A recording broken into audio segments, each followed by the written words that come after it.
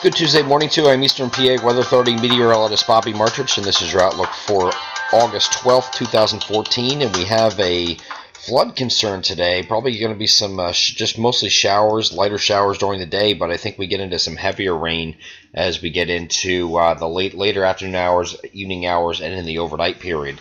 We're going to show you this first. This is a look at earlier in the morning here. Just some lighter showers going on at this time.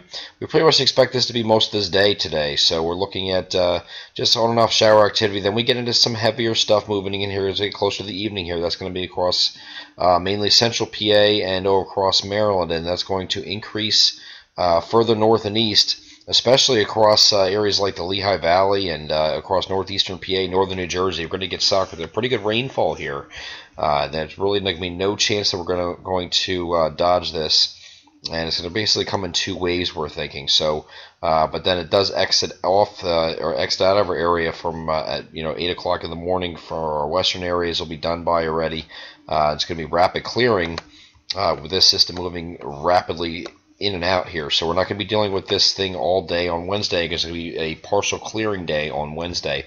Let's go to a different vantage point here. Here is the NAM model. This is the latest run of the NAM we have.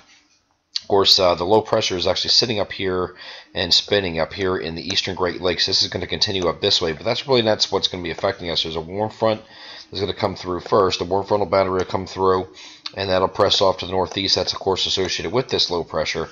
And then there's going to be a cold front that's going to come through here early Wednesday.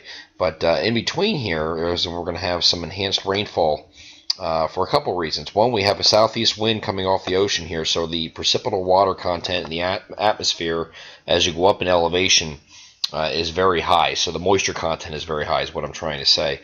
So it doesn't take much for this to squeeze out as much available precipitation as possible. So that will enhance the rainfall a little bit.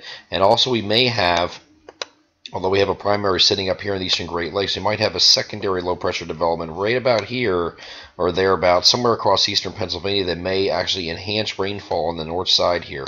So areas from east central PA over to northern New Jersey, and then that will go into southern New England here as well. We're going to get into some pretty hefty amounts. When we talk about hefty amounts here, we're talking about the entire area generally being under the gun for 1 to 2 inch rainfall amounts here. But as you get along this axis here, the heaviest axis thing here for the north central and northern areas here, we're looking at anywhere from 1 to 2 inches with locally higher amounts to 3 or perhaps even 4 inches of rain. Those 4-inch amounts will probably be up in here in southwestern Connecticut, in the Hudson River Valley, and maybe northeastern New Jersey, but very easily can get to 3 inches here.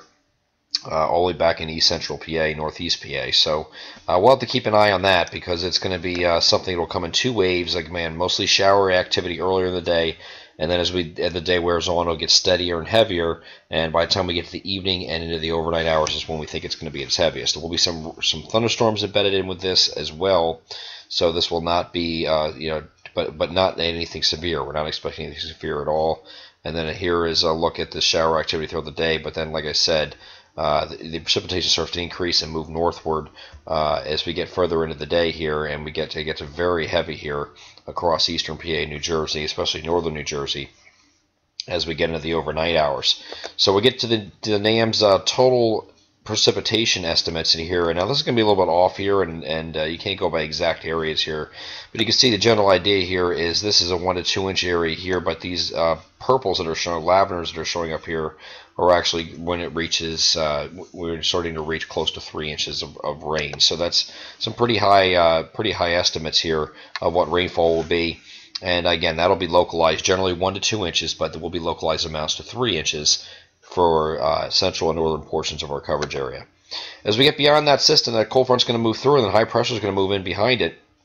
And this is a look at Friday. Friday's probably going to be your peak.